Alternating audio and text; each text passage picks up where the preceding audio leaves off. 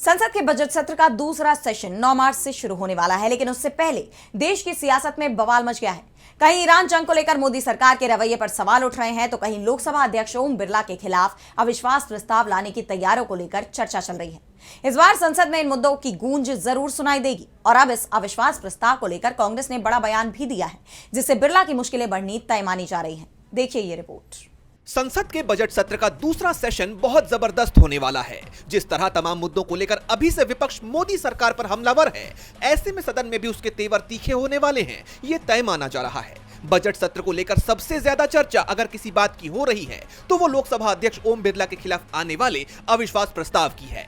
Budget सत्र के दौरान जिस तरह स्पीकर ने विपक्ष के नेताओं को बोलने से रोका, उसके बाद से ही विपक्ष भड़का हुआ है और एकजुट रूप से उसने बिरला के खिलाफ अविश्वास प्रस्ताव लाने का ऐलान कर दिया। इसी को लेकर अब कांग्रेस के महासचिव जयराम रमेश ने बताया कि टीएमसी को छोड़कर सभी राजनीतिक दलों के 118 सांसदों ने लोकसभा अध्यक्ष को हटाने के प्रस्ताव पर हस्ताक्षर किए हैं।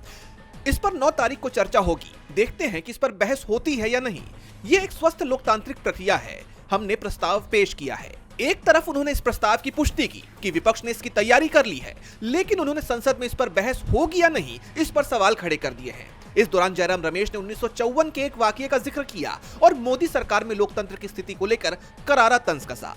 उन्होंने बताया कि 1954 में जब विपक्ष की संयुक्त संख्या मुश्किल से 50 सांसद थी, तब 489 सदस्यों वाले सदन में कांग्रेस के 364 सांसद थे। उस दौरान महान अध्यक्ष जीवी मावलंकर के खिलाफ अविश्वास प्रस्ताव लाया गया था। ये लोकतांत्रिक साधन है, संसदीय लोकतंत्र के साधन है। विपक्ष को पूरा अधिकार है। हम बहस करेंगे, देखते हैं क्या होता है। अब बात करें संसद में अविश्वास प्रस्ताव पर चर्चा की प्रक्रिया की, तो नियमों और तय प्रक्रिया के मुताबिक जब लोकसभा में अविश्वास प्रस्ताव पर चर्चा होगी तो ओम बिरला को अपना बचाव करने का अधिकार होगा।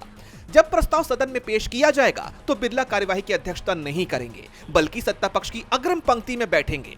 गौरतलब है कि जिस दिन बिरला के खिलाफ नोटिस दिया गया था, उसी दिन उन्होंने सदन की अध्यक्षता करनी बंद कर दी थी। अब देखना यह होगा कि संसद में इस प्रस्ताव पर बहस क्या निष्पक्ष तौर पर हो पाएगी। क्या विपक्ष के आरोप बिरला के राजनीतिक सफर पर ब्रेक लगा देंगे?